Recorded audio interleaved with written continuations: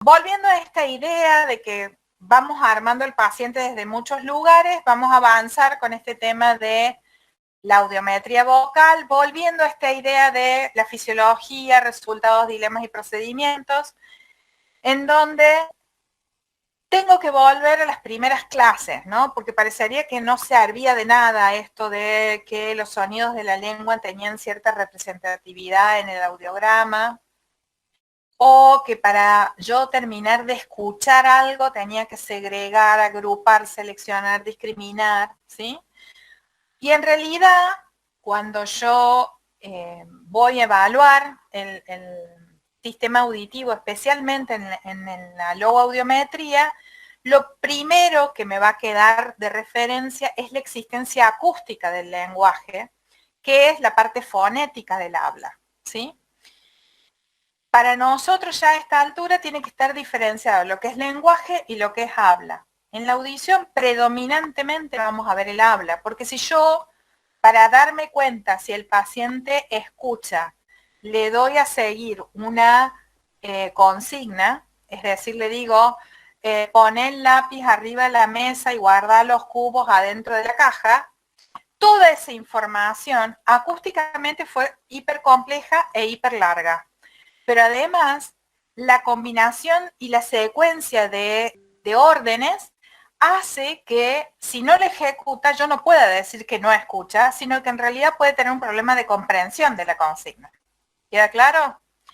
Entonces lo que vamos a ver en el habla, recordemos que el habla para nosotros es habla que vimos en logopedia, esa existencia de los fonemas desde el punto de vista acústico, acá tiene gran importancia. En la logopedia vimos las dos existencias, pero en el caso de la logopedia que estudiamos en primer año, vimos la clasificación de los fonemas principalmente desde la fonética articulatoria. Ahora, cuando el canal aéreo de la voz empieza a sufrir las modificaciones del tracto fonoarticulatorio en cómo se han ido organizando las estructuras para armar un fonema determinado, nos repercute en los sonidos o lo sonoro del habla.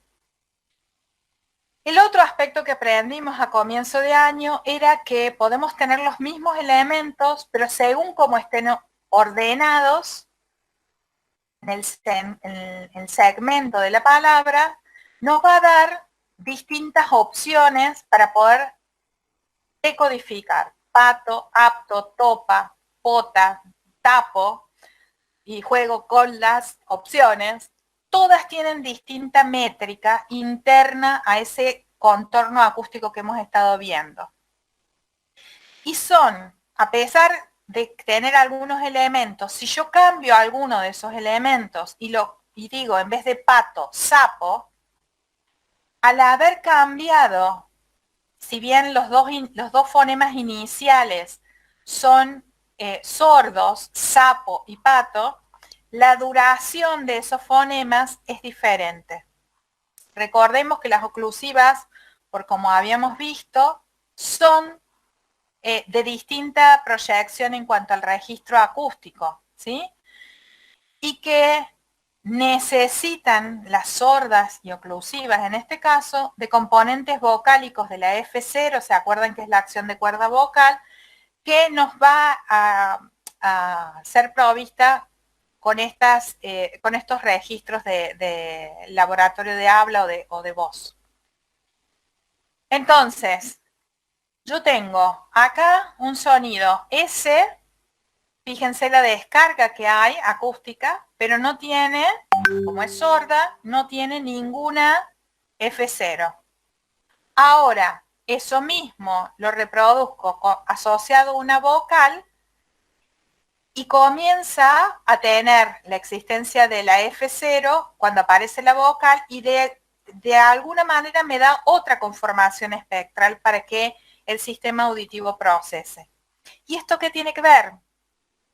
Tiene que ver con que yo voy a estar ofreciendo en la logoaudiometría segmentos de palabras, en la mayoría bisilábicas graves. En la logoaudiometría convencional lo que vamos a trabajar básicamente es con eso, palabras balanceadas, y tanto pato como mala pueden ser palabras que yo use. Sin embargo, es muy probable que en pato haya algún error en alguna patología auditiva y en mala no. ¿Por qué? Porque el cordón que estamos viendo azul se prolonga y colabora con la posibilidad de ser discriminada la palabra mala versus la palabra pato. ¿Se entiende? Como esto es de repaso, no me detengo. Esto también es importante porque si ustedes, obtuvieron el libro, tienen esa plantillita, esa secuencia de palabras y también hay frases.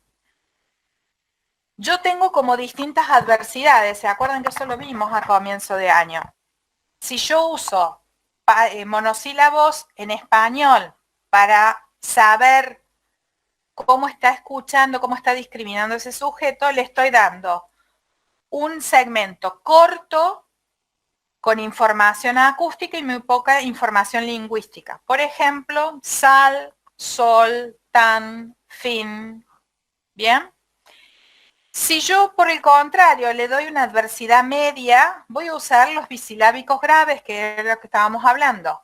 Pato, lastre, moldes, menta, cinco, persa, piano, cama, casa. Esos segmentos con la acentuación en la primera sílaba, la acentuación tónica en la primera sílaba, colaboran en la recepción y en la capacidad de discriminar. Por lo tanto, en la versión estándar de la logoaudiometría se utilizan esos segmentos, ¿sí? Segmentos bisilábicos con acentuación grave, palabras balanceadas. Pero también tengo la opción de ofrecerle a mi paciente, que eso lo suelo usar en otros momentos, como puede llegar a ser en una selección de audífonos, en donde tengo el segmento más largo y puede ser una frase. La casa está en la colina. Ayer me compré 3 sillas. Esas frases que son en general, por lo habitual, propositivas, permiten también la discriminación y nos otorgan alguna adversidad un poquito más interesante desde el punto de vista de discriminación del habla. Ahora bien, ¿cómo procedemos a hacer esta logoaudiometría? Tiene una suerte de escala. Yo vi que en la página 111, si no me equivoco, tienen un algoritmo exquisito del libro que está muy oportuno.